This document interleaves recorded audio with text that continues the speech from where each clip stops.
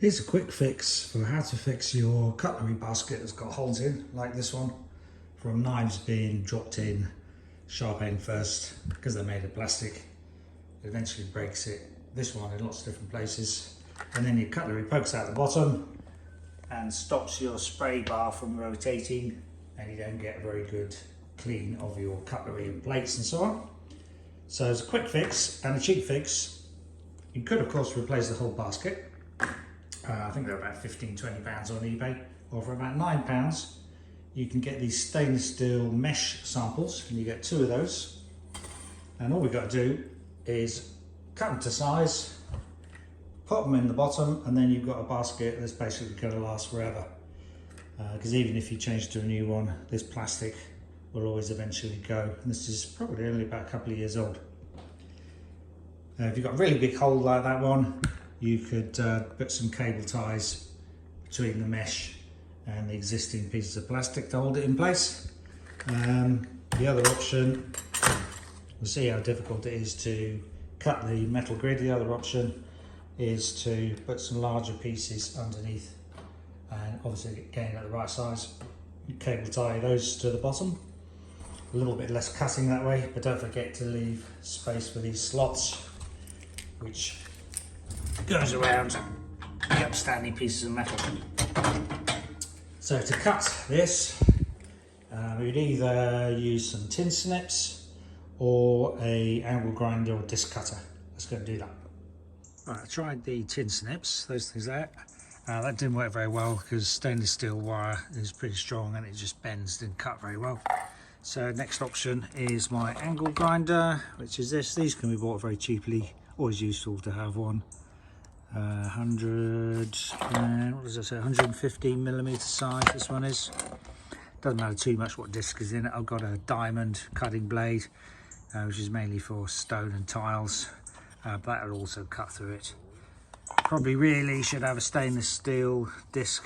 This is obviously worn out because it's a bit smaller, but they're very thin and quite hard, especially for cutting. Stainless steel would be ideal, but I run out of those, or whatever other carborundum sort of disc that you've got. And just got to measure up what sort of size we want.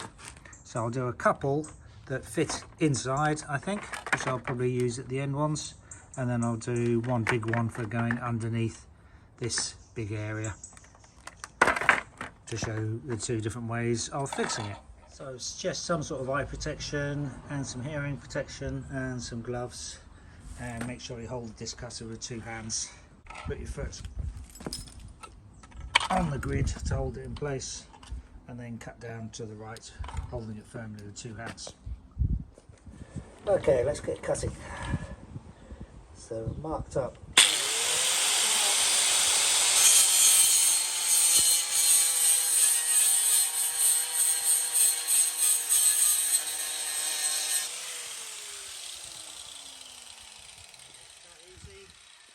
Once you've cut one, of course, we can use that as a template for the other ones.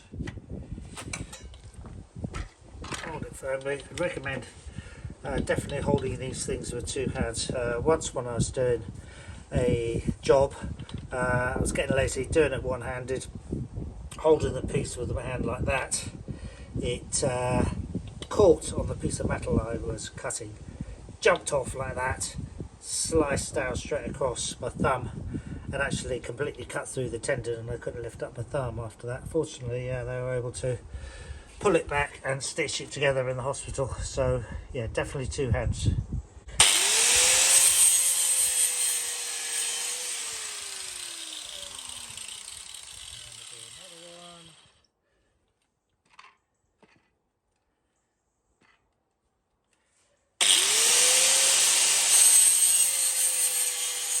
You can just pop these things in the bottom.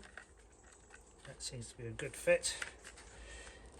Be nice if it's a little bit tight.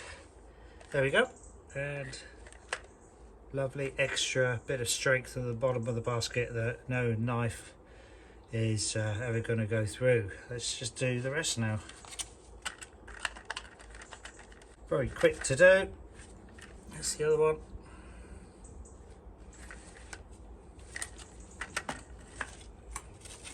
Let's carry on doing this.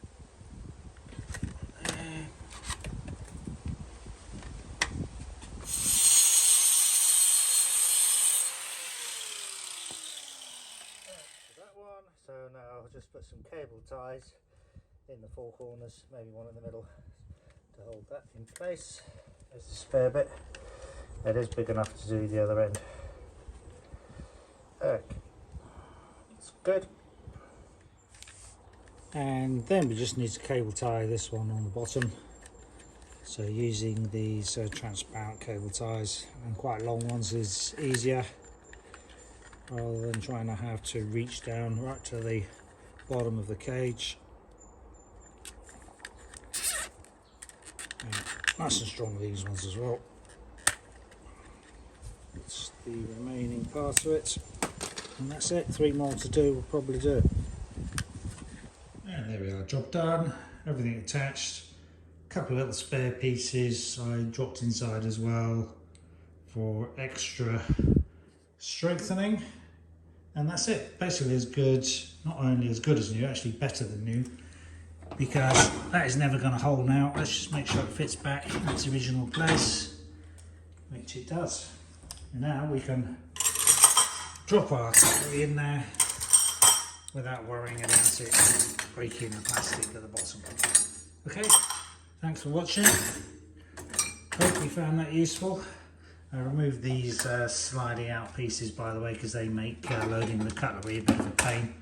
They're on this hot point dishwasher. They're loaded down the middle. You can optionally slide them out and have them resting on the top to hold cutlery individually, but makes loading the cutlery a lot slower, so I never bother with those.